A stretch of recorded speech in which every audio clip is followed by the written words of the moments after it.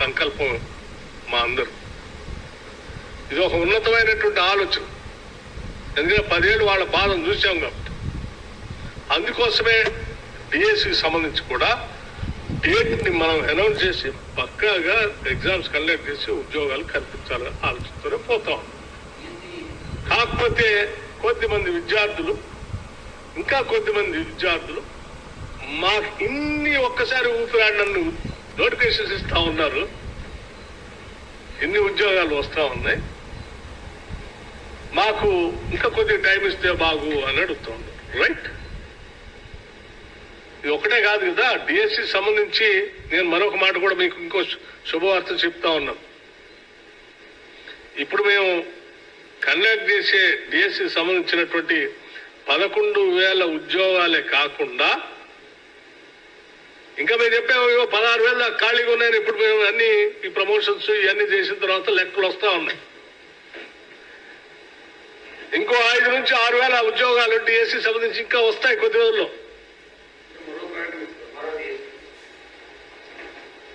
ఇంకోటి మరొకటి కూడా వస్తుంది. మీరేం కంగారు పడాల్సిన అవసరం లేదు. చదువుకున్న విద్యార్థులు అందరూ కూడా మంచిగా రాయండి. మీరు ఇదే ఆఖరిది కాదు, చివరిది కాదు. ఇంకో అవకాశం కూడా వస్తుంది.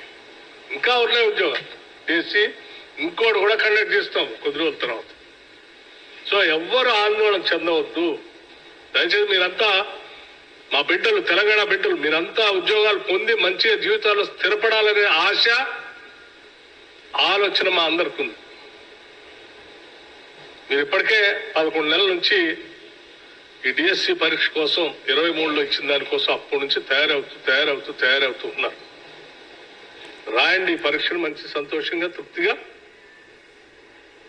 దీంట్లో సెలెక్ట్ అయిన వాళ్ళు అవుతారు. ఇంకా పరీక్షలు వస్తున్నాయి, వాటిలో అవుతారు. మళ్ళీ డిఎస్సి కావాలంటే మళ్ళీ కొన్ని రోజుల తర్వాత మళ్ళీ ఒక డిఎస్సి వస్తుంది. కొన్ని నెలల తర్వాత మళ్ళీ ఆ డిఎస్సి కూడా పార్టిసిపేట్ కావచ్చు. ఇప్పుడు మిస్ అయిన ఎవరైనా ఉన్నారు అనుకుంటే కూడా. కాబట్టి దయచేసి నేను